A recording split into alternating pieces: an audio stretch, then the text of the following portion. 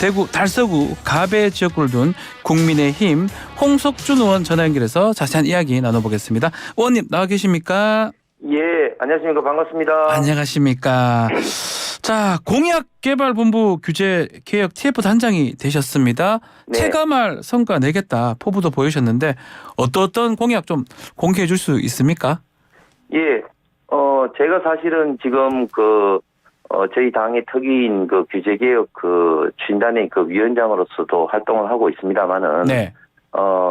이번 총선이 또한, 우리 정부, 특히 국민의힘이 나가야 할 방향을 국민들한테 보여주는 어떤 중요한 계기 아니겠습니까? 그렇죠. 그래서, 이런 기회에, 정말 우리 대한민국 미래와 국민들이 책임할 수 있는 규제 개혁을 좀 해야 되겠다, 뭐 이런 어떤 생각으로 만들게 당에서 된 것 같습니다.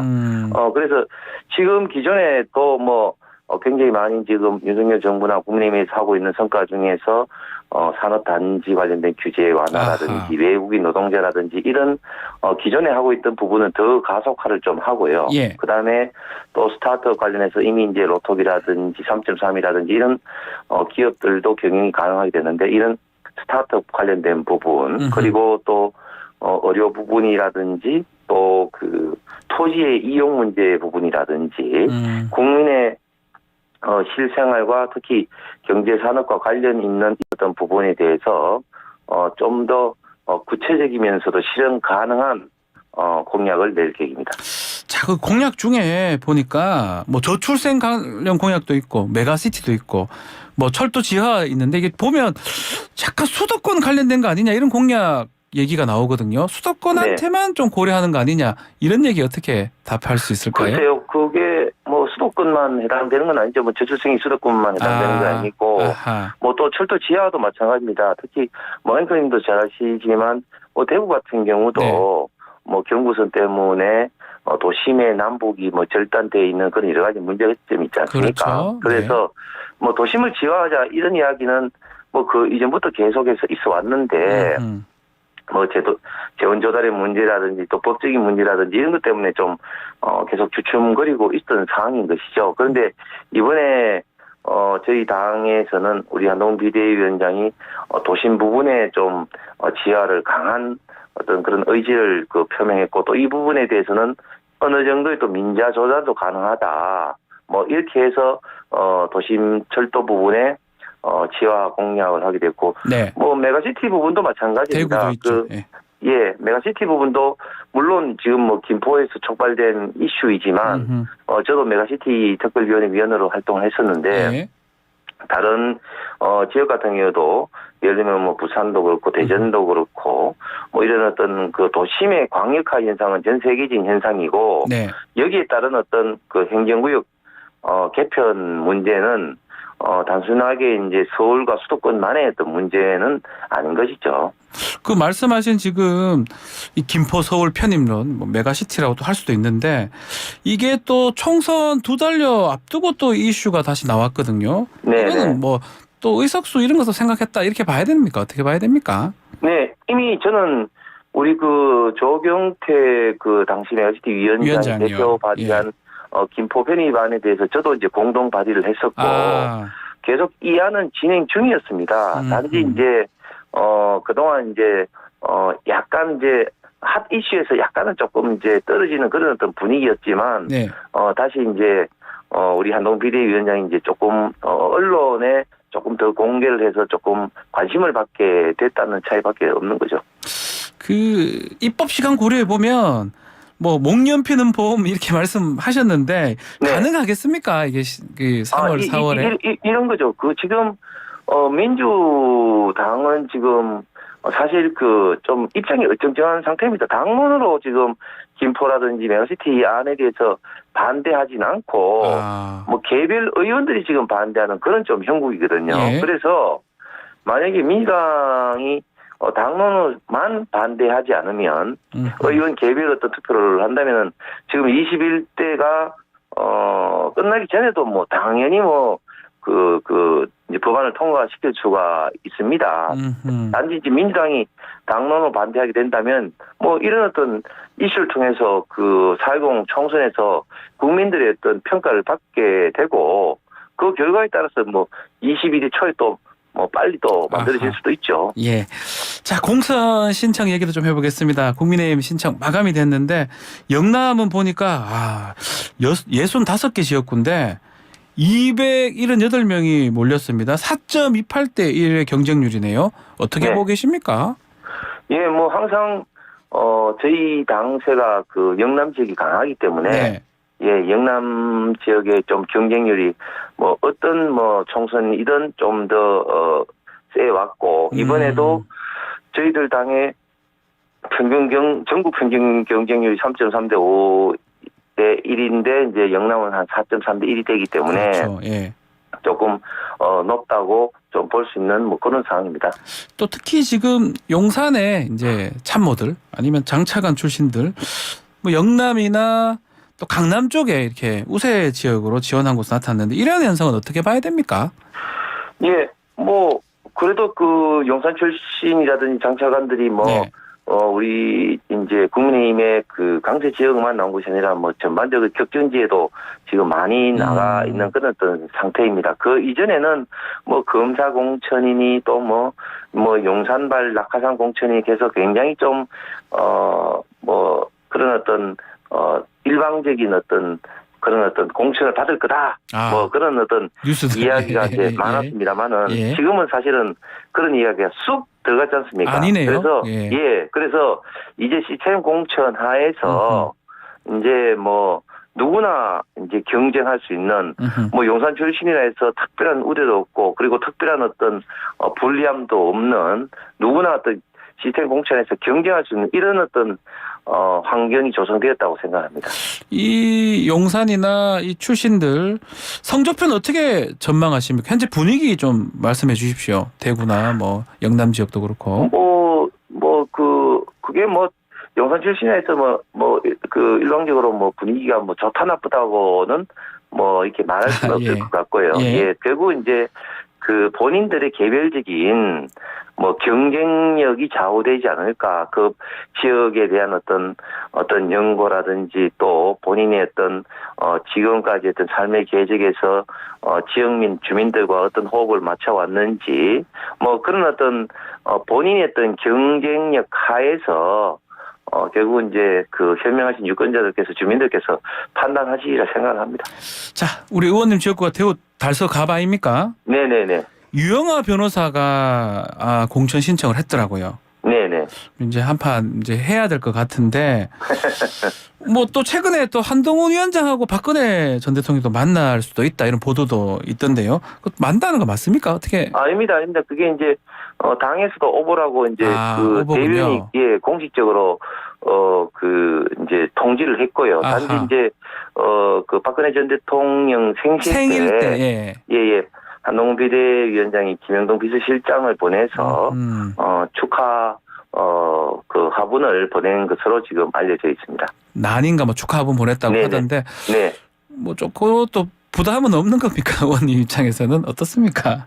예, 뭐 전직 대통령으로서 당연히 뭐 저희 당에서 뭐 예우를 뭐 하는 것이고 그것과 또 유영아 변호사의 어떤 공천과는 전혀 어떤 별개의 또 문제니까요. 네. 예. 그 또 박근혜 전 대통령 콘서트 얘기도 있더라고요. 예, 오늘 콘서트를 할 예정인 것 같습니다. 하게 되면 좀 유영아 변호사 그래도 최측근으로 알려져 있기 때문에 또 힘이 실리는 거 아니냐 이런 또 분석도 있고요. 뭐 그 박근혜 전 대통령께서 친박은 없다라고 이제 선언을 하시고 네. 또 저희들 지금 당 공천이 지금 이제 좀 전에 말씀드린 것처럼 시스템 공천에 써 있던 원칙 기준 절차로 지금 이제 진행 중에 있기 때문에 네. 뭐 그런 것과 지금 공천과는 전혀 저는 관련이 없을 별개로 예 생각합니다. 그래서 일각에서는 뭐 유영아 변호사 뒤에는 박근혜 전 대통령이 있는데 의원님 뒤에는 대통령이 있는 겁니까? 어떻게 되는 겁니까? 아닙니다. 저는 뭐 그 저희들 한동훈 위원장 예 주민과 예 저희 대구 시민이 있는 거죠. 뭐. 네. 시민 또 달서구 갑의 주민들이 있는 것이다. 네. 알겠습니다. 자, 어제 이 와중에 김경률 비대위원이 총선 불출마 선언을 했습니다. 네. 사천 논란이 좀 있었지 않습니까? 또 발언도 논란이 있었고 그 영향이 있었다고 보는 건지요? 예, 뭐 그런 영향이 없다고는 볼 수가 없겠죠. 사실 참 김경률 비대위원도 조금 입장이 억울할 수 있는 게 잘하신 지금 사천이라는 것은 당선이 정말 가능성이 높은 지역에 아하. 뭐 이렇게 공천받는 것이 이제 사천이라고 볼 수가 있는데 잘하신 지금 마포 지역은 이제 정청래 의원이 뭐 굉장히 좀 강세를 보이는 지역이라서 국민의힘 입장에서는 뭐 쉬운 곳은 아니지 않나요? 아유 절대 쉬운 곳이 아니죠. 아하. 예, 그리고 사실 또 뭐 이걸 공천을 준다는 것도 아니고 네. 단지 이제 한동훈 비대위원장이 김경일 비대위원이 이쪽에 출마한다 뭐 이 정도 이야기했는데 어쨌든 한동훈 비대위원장이 언급한 자체가 뭐 실질적으로 그 지역에 있는 김성동 당협위원장과 아하. 경선을 붙는다 할지라도 예. 또 뭐 너무 힘을 실어준 것이 아니냐는 이런 어떤 일부의 비판도 이런 있는 상황에서 저희 지금 당의 이번 공천의 가장 중요한 테마가 우리 한동훈 비대위원장이 밝힌 것처럼 공정한 공천 그리고 이기는 공천 네. 입장에서 조금이라도 공정한 공천에 좀 이미지를 흐트려서는 안 되겠다. 뭐 이런 어떤 본인 우리 그 김경일 비대위원의 어떤 본인 생각에서 이제 불출마 선언하신 것 같고 또 어떤 면에서는 또 저는 이런 생각도 있습니다. 네. 방송에서 제가 좀 말씀을 드렸습니다만은 만약에 이제 공천을 받게 되면 이제 선수로서 뛰는 것인데 아하. 비대위원은 또 심판자 입장 심판이 아니겠습니까? 선수로 뛰는 거. 아. 예, 그런 어떤 대원칙에도 좀 어긋나기 때문에 예. 저는 언제 시점에서는 비대위원을 그만두지 않을까도 생각을 했었는데 오히려 이제 공천을 포기를 함으로써 아하. 비대위원으로서 오히려 더 이제 조금 더 홀가분하게 어떤 당의 어떤 그 선거를 좀 조율을 하면서 특히 그 민주당 이재명 또 대표에 대한 어떤 저격수 공격수로서의 또 역할에 좀 더 충실하지 않을까 하는 그런 생각에서 결정을 하신 것 같습니다. 말씀처럼 둘 중에 하나 비대위원이냐 출마냐면 근데 결국 비대위원을 택한 거라고 봐야 되잖아요. 그렇습니다. 네. 그거는 이유가 뭘까요?